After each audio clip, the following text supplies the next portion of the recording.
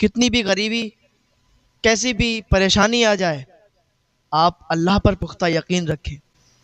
ایک غریب انسان تھا، اس کی شادی ہوئی تو اس کی بیوی بہت زیادہ نیک تھی، بہت زیادہ پرہیزگار تھی، عبادت گزار تھی۔ اتنی زیادہ نیک تھی، عبادت گزار تھی، پرہیزگار تھی کہ ہر وقت وہ نمازوں میں لگی رہتی، ہر وقت وہ عبادت کرتی رہتی۔ اور یہ جو انسان تھا یہ بھی غریب تھا، لیکن محنت مزدوری کے ساتھ ساتھ نمازیں نہیں چھوڑتا تھا، عبادت بہت کرتا تھا، بہت نیک عمل کرتا تھا۔ تو اللہ تعالیٰ امتحان لیتا ہے، اللہ تعالیٰ آزمائشیں ڈال دیتا ہے، لیکن جو صبر کر جاتا ہے، جو آزمائشوں پر کھرا اتر جاتا ہے، پھر اللہ تعالیٰ اسے اتنا نوازتا ہے، اتنا نوازتا ہے کہ اس کے خزانوں میں پھر کمی نہیں آتی۔ ایسے ہی یہ انسان تھا، لیکن ایک دن اس کی بیوی نے کہا کہ اے میرے شوہر، ہم کتنے غریب ہیں، بڑے بڑے لوگ اچھے اچھے کھانے کھاتے ہیں، اچھے اچھے پکوان پکواتے ہیں، لیکن کیا ہے، کتنے غریب ہیں ہم۔ ہماری چاہت ہے کہ ہم ایک دن مچھلی کھائیں، ہمارا مچھلی کھانے کا دل بہت کرتا ہے، لیکن پیسے نہ ہونے کی وجہ سے، آپ کی تنخواہ کو دیکھتے ہوئے، آپ کی محنت مزدوری کے پیسوں کو دیکھتے ہوئے، میں نے اپنے دل کو مار لیا ہے۔ اب میری چاہت ہی نہیں ہوتی کہ میں مچھلی کھاؤں، لیکن مچھلی کھانے کی تمنا مجھے بہت تھی، لیکن اب میرا دل مر گیا ہے، کیونکہ ہماری اتنی کمائی نہیں ہوتی نا کہ ہم مچھلی کھائیں، ہم گوشت کھائیں، ہم اچھے پکوان کھائیں۔ نہیں، ہم نے اپنے دل کو مار لیا ہے۔ جب اتنا اس کی بیوی نے کہا تو اس کے شوہر نے کہا، اے میری بیوی، اے میری شریک حیات، آپ نے مجھے کبھی بتایا کیوں نہیں کہ آپ مچھلی کھانا چاہتی ہیں؟ کیونکہ میاں بیوی کی یہ محبت بہت اچھی اور بہت نرالی، بہت سچی محبت ہوتی ہے۔ اس کے شوہر نے کہا، میری شریک حیات، آپ نے مجھے بتایا تو ہوتا، میں کچھ بھی کرتا، لیکن تمہارے لیے میں مچھلی ضرور لاتا، آپ نے کبھی مجھے بتایا ہی نہیں۔ اس نے کہا کہ میں آپ کو کیا بتاؤں، اور ایک نیک بیوی کی پہچان بھی یہی ہوتی ہے کہ جیسی شوہر کی آمدنی ہو اسی حساب سے اسے خرچ بھی کرنا چاہیے۔ تو میں نے نہیں بتایا، اب میں کیا بتاؤں آپ کو، کیونکہ آپ کی آمدنی اتنی نہیں ہے نا۔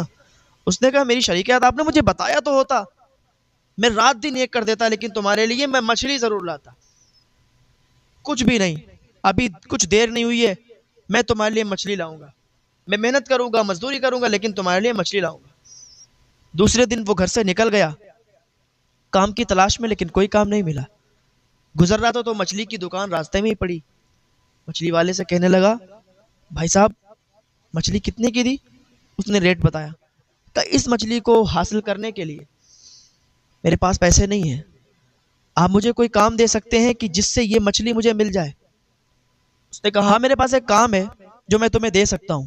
کہا، کیا کام ہے بتاؤ؟ میں اس مچھلی کو حاصل کرنے کے لیے رات دن ایک کر دوں گا، لیکن میں اس مچھلی کو حاصل کروں گا۔ کا کام یہ ہے کہ میری اینٹوں کی بھٹی ہے، اس میں اینٹیں پکتی ہیں، آگ جلتی ہے، تو تمہیں بس اتنا کرنا ہے کہ اس میں لکڑیاں ڈالنا ہے اور اس بھٹی کو گرم کرنا ہے، اس میں آگ جلانا ہے۔ بہت ہارڈ کام ہے، اگر تم کر سکتے ہو ٹھیک ہے تو میں تمہیں یہ مچھلی دے سکتا ہوں۔ اس نے کہا، ٹھیک ہے، میں کر سکتا ہوں۔ اس نے ایک ٹائم مقرر کر دیا کہ اتنے سے اتنے بجے تک آپ وہاں پر آگ جلاؤ گے، اس میں لکڑیاں ڈالو گے، جب وہ اینٹیں پک جائیں گی تو تم واپس چلے آنا، یہ مچھلی ہم تمہیں دے دیں گے۔ اس نے کہا، ٹھیک ہے۔ وہ انسان سوچ رہا تھا کہ میں تو کچھ بھی کرنے کے لیے تیار ہوں۔ اینٹوں کی بھٹی پر گیا، لکڑیاں ڈالنا شروع کر دیا۔ تپش اتنی زیادہ تھی کہ پسینہ آتا، رومال سے پوچھ دیتا، لیکن اسے وہ بات یاد آ رہی تھی کہ میری بیوی مچھلی کھانے سے اتنے دن سے پریشان ہے، اتنے دن سے اسے طلب مچھلی کی لگ رہی ہے، لیکن اس نے مجھے بتایا نہیں۔ بتائیے، اس کے لیے اس نے کافی محنت کی اور بھٹی میں لکڑیاں ڈالتا، کھڑا ہو جاتا، لکڑیاں ڈالتا، آرام کرنے لگتا۔ کہتے ہیں نیند تو نیند ہے نا، زیادہ جاگ لیں تو آپ کو نیند تو ویسے ہی آنے لگے گی، آپ کہیں بھی ہوں، کتنے ہی شور و گل میں ہوں، آپ کو نیند آ جائے گی۔ تو محنت تو اس نے خوب کر ہی لی تھی، تھک بھی کافی گیا تھا، ٹیک لگائے دیوار سے کھڑا کھڑا وہیں پر سو گیا۔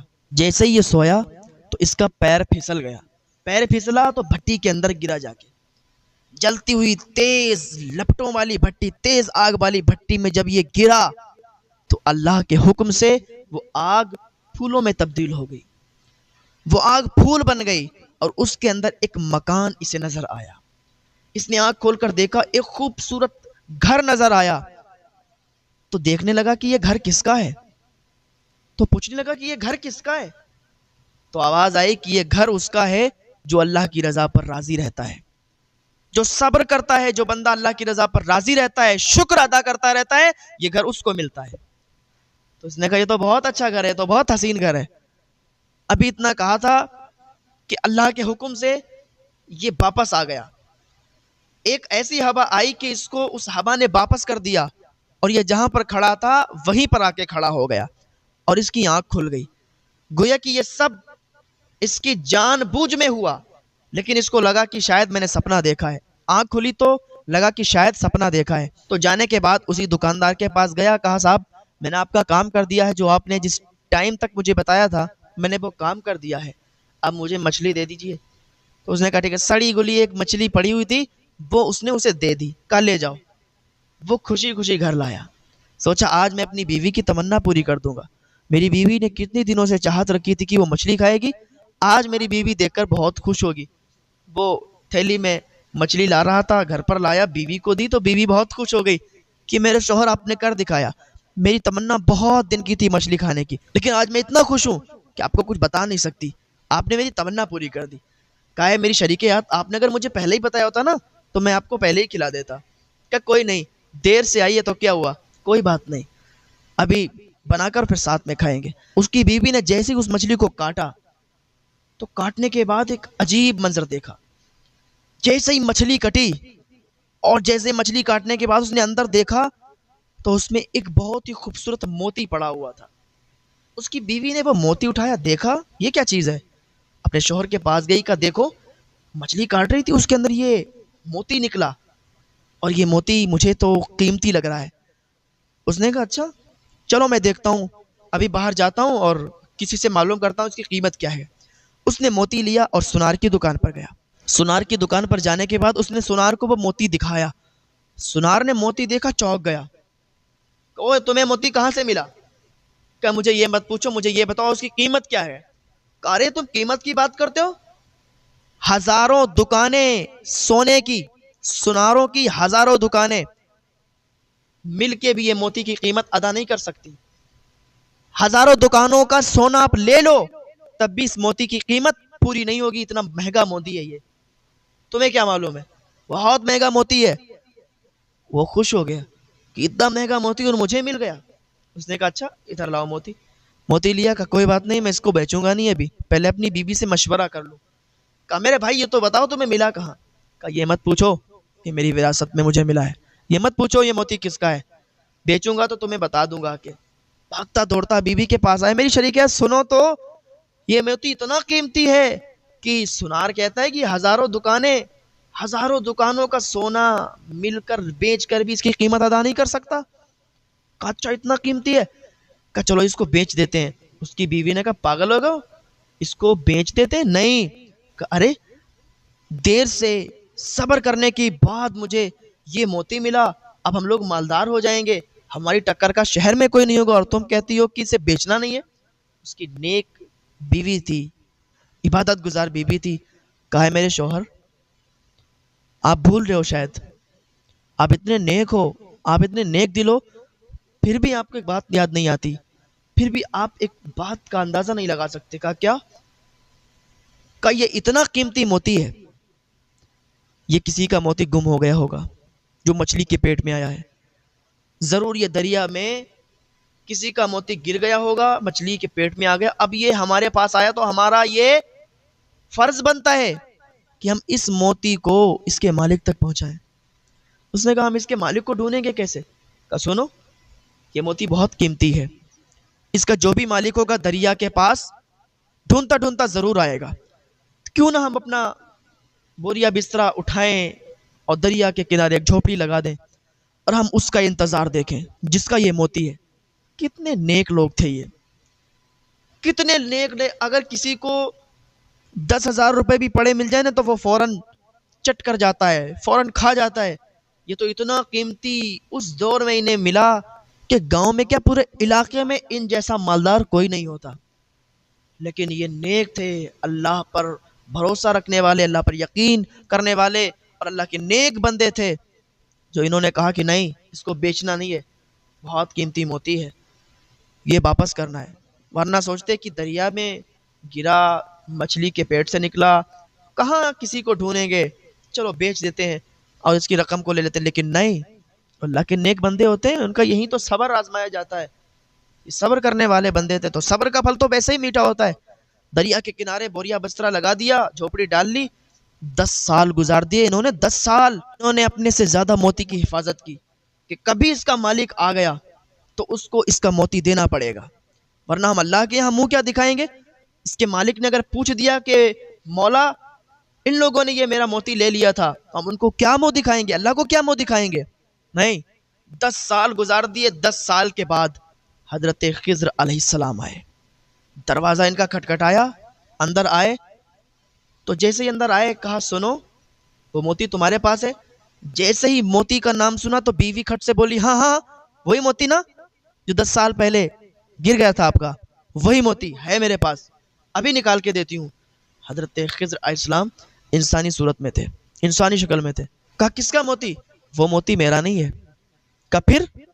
کہ میں خضر ہوں، میں خضر ہوں اور میں اللہ کے حکم سے آیا ہوں کہ وہ موتی میرا نہیں ہے، وہ موتی کسی اور کا نہیں ہے، بلکہ وہ موتی تیرے شوہر کے باپ کا ہے، اس کی وراثت میں اسے ملا تھا، وہ اس کے باپ کا موتی ہے۔ اور سنو، اس کا باپ بہت مالدار تھا، اس کے پاس یہ موتی بہت قیمتی تھا۔ ایک دن وہ جا رہے تھے تو ان کے پیچھے ڈاکو لگ گئے، ان کے پیچھے چور لگ گئے ان کے موتی کو چرانے کے لیے۔ تو یہ دریا میں جب پہنچے تو ڈاکو چور بھی تھے، تو ڈاکو نے ان کو پکڑ لیا اور موتی چرانا چاہ رہے تھے، تو انہوں نے دریا میں موتی پھینک دیا اور ایک بات کہی تھی کہ یا اللہ، جب میرا بیٹا بڑا ہو جائے نا تو یہ موتی کو سلامتی کے ساتھ میرے بیٹے تک پہنچا دینا۔ یا اللہ، میں اس موتی کو تیرے حوالے کرتا ہوں۔ اللہ کے حوالے جو چیز کی جاتی ہے تو اللہ اس کی حفاظت کرتا ہے۔ تو ایک انسان باہر کام کرنے گیا تھا، اس کی بیوی حاملہ تھی، حاملہ چھوڑ کے گیا تھا، تو اللہ کی بارگاہ میں یہ دعا کر کے گیا تھا، مولا میں اپنے بچے کو تیرے حوالے کر کے جاتا ہوں۔ تو جب وہ واپس آیا تو اس کا بچہ سلامت تھا، اس کی بیوی مر گئی تھی۔ تو اس دور کے ولی نے ان سے پوچھا کہ کیوں پریشان ہو؟ میں پریشان اس لیے ہوں کہ میرا بچہ بچ گیا، میری بیوی مجھ سے جدا ہو گئی، مر گئی۔ کہا کیا تم کہہ کے گئے تھے؟ کہا میں یہ کہہ کے گیا تھا کہ یا اللہ میرے بچے کی حفاظت کرنا۔ کہا کاش تم یہ بھی کہہ کے جاتے کہ یا اللہ میرے بچے اور بیوی کی حفاظت کرنا، تو آج تمہاری بیوی بھی نہیں مرتی، کیونکہ تم صرف اپنے بچے کو اللہ کی حفاظت میں چھوڑ کر گئے تھے تو اللہ نے تمہارے بچے کی حفاظت کی۔ تو جو اللہ کی حفاظت میں چیز چلی جائے تو اللہ اس کا خود نگہبان ہو جاتا ہے۔ تو اس نے موتی دریا میں یہ کہہ کر ڈالا تھا یا اللہ یہ اپنی حفظ و امان میں رکھ، جب میرا بیٹا بڑا ہو جائے تو اس تک یہ پہنچا دینا۔ تو یہ موتی مچھلی کے ذریعے سے تمہارے پاس آیا۔ خضر علیہ السلام کہنے لگے کہ تمہارا موتی ہے۔ تو وہ لوگ بہت خوش ہوئے، اللہ کا شکر ادا کیا کہ اللہ جب اپنے بندوں کو نوازتا ہے تو پھر بہت نوازتا ہے، اور اتنا نوازتا ہے کہ ان کے دامن چھوٹے پڑ جاتے ہیں۔ یہ بات